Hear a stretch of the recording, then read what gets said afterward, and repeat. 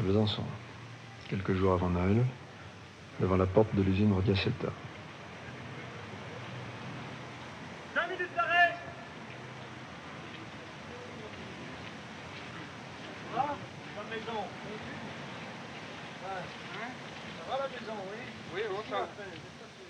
5 minutes d'arrêt. Importante information de Lyon. Oui, tout. Georges Maurivard, dit Yo-Yo, militant syndicaliste, est venu apporter à l'heure d'une sortie d'équipe des nouvelles de Lyon.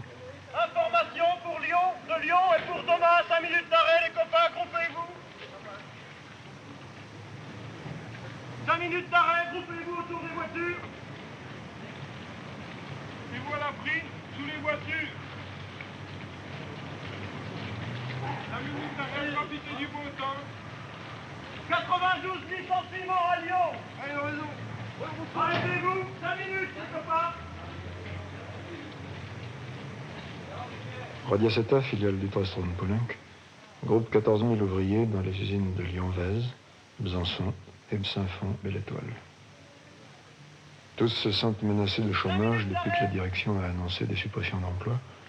Conséquence inévitable, dit-elle, du marché commun qui fait perdre à Rhône-Poulenc le monopole de certains procédés de fabrication du textile artificiel. Et approchez un peu qu'on fasse un groupe. Parler de licenciement à la Rodia, c'est donc donner un contenu précis à une menace encore vague. Dans le matin froid de cette veille de Noël, à la sortie d'une des 4 équipes qui se relaient jour et nuit pour maintenir en permanence le travail des filatures, un meeting s'improvise. Allez, approchez un peu, qu'on crie pas trop.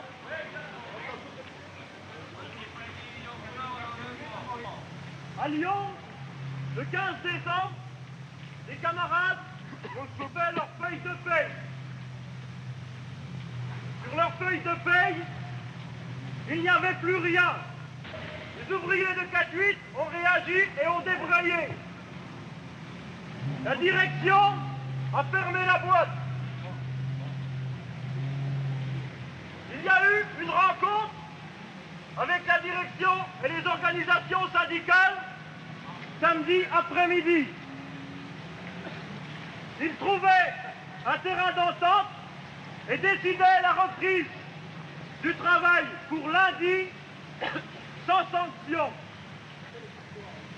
Seulement, lundi, quand les copains ont repris le boulot, 90... Parmi ceux qui écoutent Yo-Yo, Georges Lièvremont, CGT. Il n'y a pas longtemps encore ouvrier à l'étirage, mais que ses qualités de militant ont amené à des responsabilités plus larges dans le mouvement syndical. Il appartient à ce groupe de jeunes délégués, plébiscités par leurs camarades au cours de la grande grève du printemps 1967. C'est là que nous avions fait sa connaissance, comme nous avions fait celle de Yo-Yo, alors tout jeune militant CFDT, qui pour la première fois montait sur un tonneau vide pour haranguer ses camarades.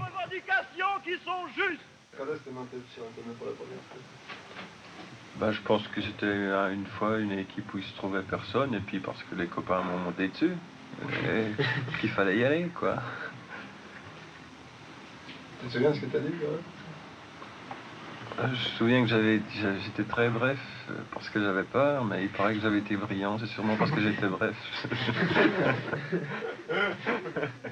Je crois qu'il faut être bref.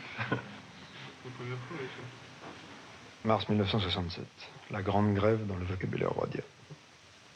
Grève originale par sa durée, un mois entier, par sa forme, l'occupation d'usines oubliée depuis 1936, mais surtout par cette idée continuellement reprise que le déséquilibre lié aux conditions de travail se traduit par un déséquilibre de toute la vie, que nulle augmentation de salaire ne suffirait à compenser, et qu'il ne s'agit pas de négocier à la façon américaine son intégration dans une société dite du bien-être, dans une civilisation dite des loisirs, mais de remettre en question cette société, cette civilisation elle-même. Et le résultat tangible de cette grève, ce n'est pas 3 ou 4% d'augmentation obtenue, c'est l'éducation d'une génération de jeunes ouvriers qui ont découvert dans l'identité de leurs conditions, l'identité de leur lutte. C'était sur une décision de tous les travailleurs qui ont décidé de se mettre en grève pour arrêter le chômage. Dans ces conditions-là, tous les gars se sont retrouvés ensemble et ont vécu pour la première fois une expérience de collectivité pendant 8 heures par jour, au moins, dans le restaurant et dans les autres lieux de l'usine. ce qu'on n'avait jamais vécu. Et là, on s'est découvert mutuellement, quoi. Les copains ont pris des tâches plus importantes au fur et à mesure que la grève se déroulait. Ça a été le comité de soutien, ça a été le fonctionnement de la bibliothèque, ça a été les animations des débats culturels. La culture, pour nous, est une bagarre, c'est une revendication, exactement au même titre que le droit au pain, le droit au logement, on revendique le droit à la culture. Et c'est la même bagarre qu'on mène sur le plan culturel que la bagarre qu'on mène sur le plan syndical ou politique. Le représentant de la direction prononce volontiers le mot culture. Tu comprends, on peut y foutre tout ce qu'on veut sur le mot culture, mais il ne prononce jamais le mot syndicat ni le mot parti politique. Pour lui, la culture, bah, il parle de la culture. C'est à eux la culture, c'est eux qui la détiennent, alors ils peuvent en causer, ils savent ce que c'est. Puis il y a eu cette confiance qui s'est découverte entre les gens. Si par exemple les délégués apparaissaient pour beaucoup de copains comme des gueulards, ils ont pu les juger différemment pendant la grève où il y avait des problèmes et qu'on essayait de les résoudre ensemble. C'est là que tu as découvert les communistes? C'est là que j'ai découvert les communistes. Quelle idée tu t'en faisais là-bas? Bah, je sais pas, je les évitais. Puis comme par exemple j'ai découvert Seb et on a vécu 30 jours ensemble presque. Puis que j'allais chez lui, puis que j'ai vu qu'il y avait presque des communistes chez lui. Puis je pouvais discuter avec ces gens-là. Ils m'apparaissaient comme des êtres normaux, alors qu'avant je pensais peut-être qu'il y avait sur leur figure quelque chose qui devait marquer qu'ils étaient communistes. Or j'en ai vu défiler une 30, 40, et puis tous des gars qui bossaient avec nous, tous des gars qui luttaient, et tous des gars qui luttaient intelligemment pour la paix, pour la culture, qui c'était des cocos. Alors là on commence à se poser des problèmes, quoi. Et ça t'a amené où, toi? Ben, ça va au PC, quoi, au bout de 6 mois. Mais... Pour moi, les communismes, quand j'étais gosse, c'est que je ne connais pas la messe. C'était facile. Il y avait pas... Ceux qui n'allaient pas la messe, c'était des communistes. C'était facile. Hein. On t'a orienté comme ça, quoi. Ça allait pas loin. Ça n'allait pas loin. Hein? Mais il y a une chose qui m'étonne maintenant, c'est que mon père, peut-être, je crois qu'il est intelligent quand même, c'est un des... Tous ces gens qui l'appelaient communiste m'a toujours dit du bien d'eux. C'est une chose qui me revient à l'esprit maintenant, sans le faire exprès. Et quand il parlait de ces types-là, il m'a jamais dit du mal d'eux. Or, c'est maintenant que je m'aperçois qu'ils valaient peut-être autant que les autres. Je viens de la culture, je viens de la campagne, vous savez. J'ai toujours eu ces principes dans ma famille, d'aller à la messe, à l'église, à partir du moment où j'ai quitté ma famille, quoi. Je suis parti à l'armée. Et je suis venu à la Rodia après. Et c'est là que j'ai eu une évolution, quoi. Que je n'avais pas, je ne savais pas, que je ne voyais pas. Hein. Tu comprends la grosse théorie qu'on a à peu près quand on arrive au boulot, c'est... heureusement qu'il y a des patrons, qui c'est qui vous donnerait du boulot, hein? C'est oui, avec voilà. ça qu'on arrive. Voilà, c'est quand j'arrive chez moi. S'ils n'étaient pas là, qu'est-ce que vous feriez? Il faudrait peut-être inverser tu le gagnes problème. assez, Vous avez bon temps, vous êtes vous avez toujours en bon repos. temps, vous êtes toujours en repos. Mais c'est Et cette vous plaignez idée toujours. C'est des trucs. sans les patrons, qu'est-ce qu'on ferait? Oui, voilà. C'est net, quoi. C'est influencé. On arrive dans le monde du travail avec cette idée-là. C'est-à-dire que les premiers 15 jours que je suis arrivé, il y avait déjà une grève. Alors, je ne savais même pas ce que c'était qu'une grève. Hein. Enfin, je suis quand même... Je me rappelle toujours, je suis resté dehors. Je l'avais demandé. Hein. Je pouvais rester dehors. Je voyais tout le monde rester dehors, je suis resté dehors. Je ne savais même pas pourquoi. C'est pas une vacherie, quoi. J'ai eu un différend avec le syndicat. Puis c'était même pas la CFDT, c'était la CGT à l'époque, on était ce chevaux. Puis je voulais toujours entendre parler de syndicat. Il y a même des grèves que j'ai pas faites. Je crois 2 grèves que j'ai pas faites. Puis c'est venu que la grande grève, là, ça fait un tilt, quoi. On est arrivé le 19e jour de la grève, j'étais venu faire une collecte à Sochaux, où je travaillais avant, chez Peugeot. Et que les gars disaient, c'est très bien, il faut continuer, ne vous laissez pas faire, ne rentrez pas, continuez. Vraiment, on voyait qu'eux, ils avaient vécu ça, hein, déjà. Alors qu'ils avaient échoué. Alors, ils voulaient pas que nous, qu'on échoue, qu'on n'avait pas le droit d'échouer. Camarades, Moi, depuis que je suis à la Rhodia, enfin, il y a une chose qui m'a beaucoup impressionné, c'est les gars qui parlaient aux autres. Les gars qui montaient sur le tonneau pour parler. Ça m'a beaucoup impressionné parce que, enfin, moi je sortais de la campagne. Alors c'est la première fois que je voyais quelqu'un parler à une foule. Alors ça m'a impressionné de voir que des gens étaient capables de tenir une foule. Hein, alors les premiers qu'il y a eu, c'est peut-être Yo-Yo, c'est peut-être Castella ou autre, enfin n'importe quoi. Alors aussitôt que j'ai pu avoir des contacts avec ces gens-là, disons que j'en ai profité. C'est simplement une raison. La première raison, c'est une raison personnelle. Une raison, disons que je savais qu'une chose, c'est qu'en fréquentant des gens comme ça, j'avais toutes les chances d'apprendre quelque chose. Hein, parce que je voyais bien la différence qu'il y avait entre ces gens-là et les gens qui travaillaient dans mon atelier. Hein, alors je savais qu'en fréquentant ces gens-là, j'étais sûr de gagner quelque chose. T'es intéressé? Oh, ben oui, ben sur ce plan-là, je pense que je suis intéressé. La première raison, c'était une raison personnelle, une raison de m'enrichir personnellement. Alors là, il y a une chose qui m'a impressionné au mois de mars, c'est que quand j'ai vu que tout le monde était dehors, j'ai vu qu'on avait arrêté la boîte complètement, on avait empêché les partants de rentrer, pour moi c'était une grande victoire. Je pensais que c'était impossible, moi, que nous, on soit capable d'arrêter une boîte complètement, comme elle l'était à ce moment-là. On a fait un peu de tout, quoi. On a collé des affiches, on a marqué les inscriptions sur les murs, on a fait un peu tout ce qu'il fallait, quoi. Ou ce qu'il ne fallait pas, on n'en sait rien. Et le fait d'entrer dans l'usine, comme ça, on entrait, on mangeait quand on voulait, on était tranquille. Et du cinéma tous les soirs, quoi, c'était du tonnerre. Mais alors, qu'est-ce que je fais que ça continuerait comme ça? Non, j'ai pas pensé que ça continuerait, mais enfin, ce qu'il y avait du tonnerre, c'était l'ambiance qu'il y avait. L'ambiance de la grève, tout le monde était en forme, tout le monde, surtout au début, quoi, tout le monde était bien. Ceux qui n'y étaient pas, on les voyait pas. Oui, mais c'était bien. Moi, je trouvais que c'était bien. Enfin, surtout le cinéma tous les soirs. Il y en a même. Il y a des soirs où ça dansait, quoi, c'était du tonnerre. Que sur le moment, j'étais déçu. De la manière où il a fallu rentrer avec le peu qu'on avait obtenu, quoi.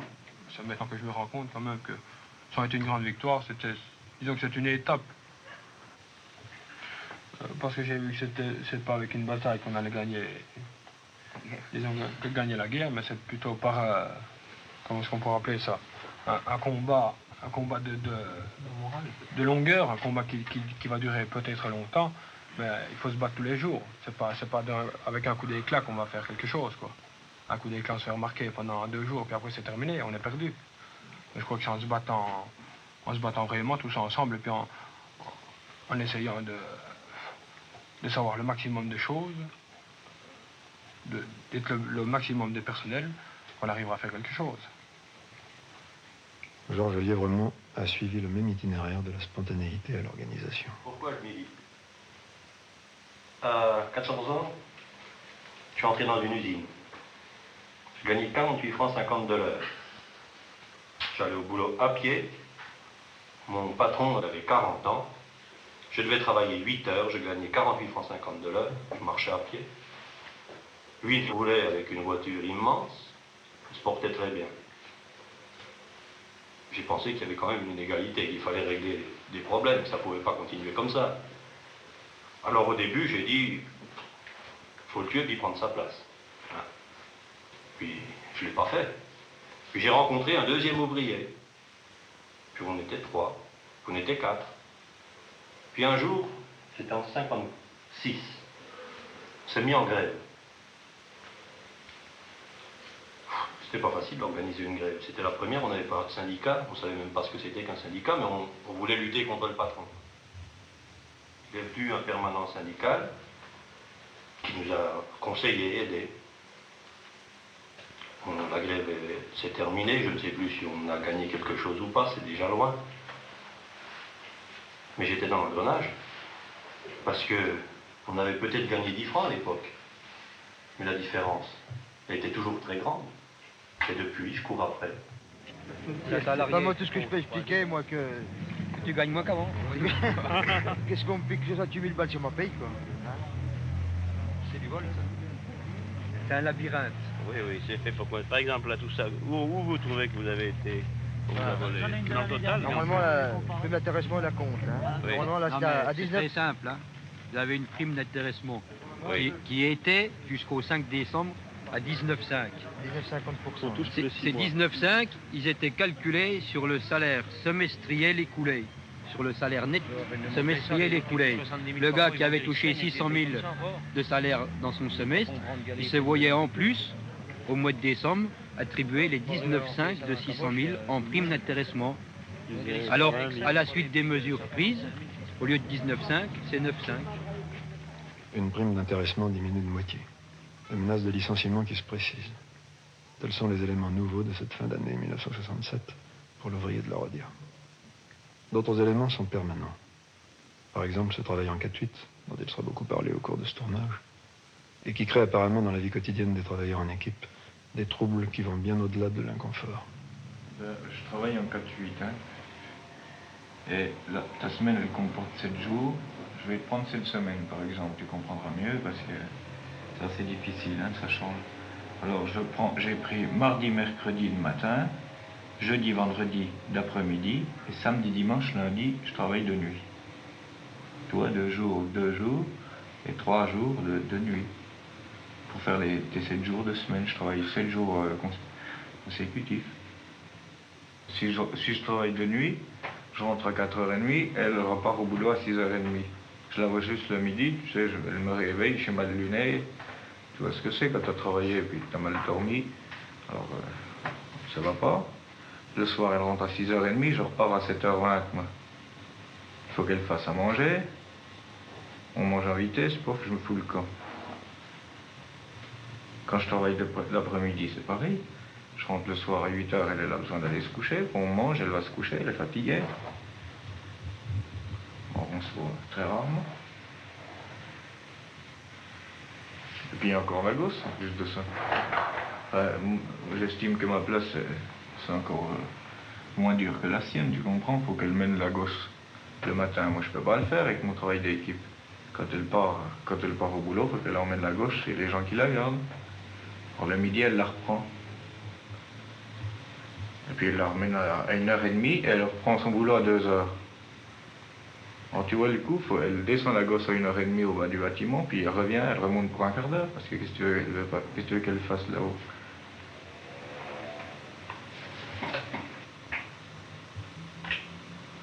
On n'a aucune vie familiale, quoi.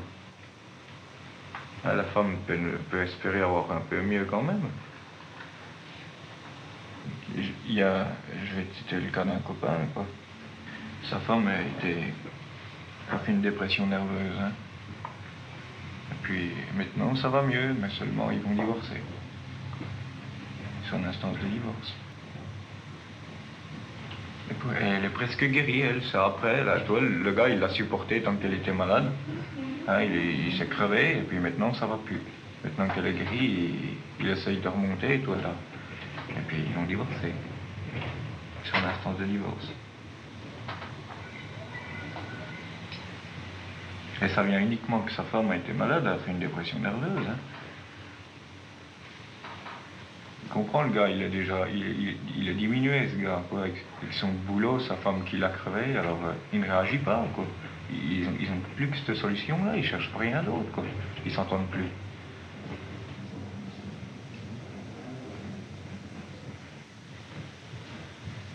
Et puis, c'est vrai, quand elle me parle de travail, de son travail, eh ben ça me contrarie, tu vois, je ne veux pas y répondre, quoi, ça ne m'intéresse pas, j'en ai marre de parler tout le temps de ce travail.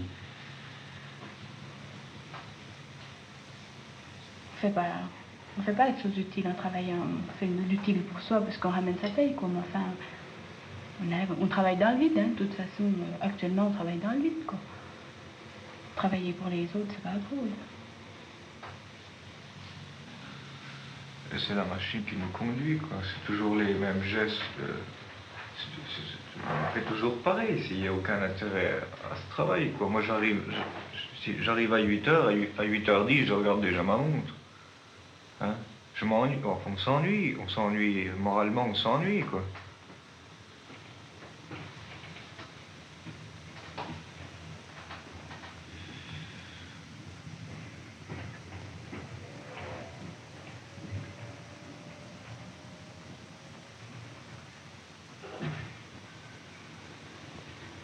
Mais tu vois, je me demande si ça se passe dans ces autres boîtes où le ménage travaille la journée.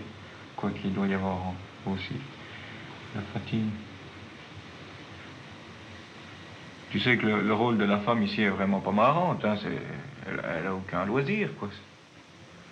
C'est toujours le travail, quoi. J'ai beau y donner un coup de main, mais il y a des choses que je ne peux pas faire. Rends-toi compte, le matin, elle part au boulot à 6h30. Hein. Elle part, enfin, à 7h30, elle se lève à 6h30. Elle part au boulot à 7h30, elle rentre à midi. À midi, pouf, elle va faire ses courses.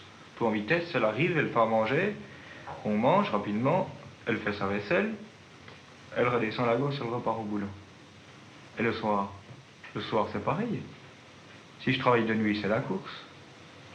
Puis, et si je travaille pas de nuit, qu'est-ce qu'elle fait? Elle fait sa lessive, elle repasse. Et tous les jours, ça continue. Quand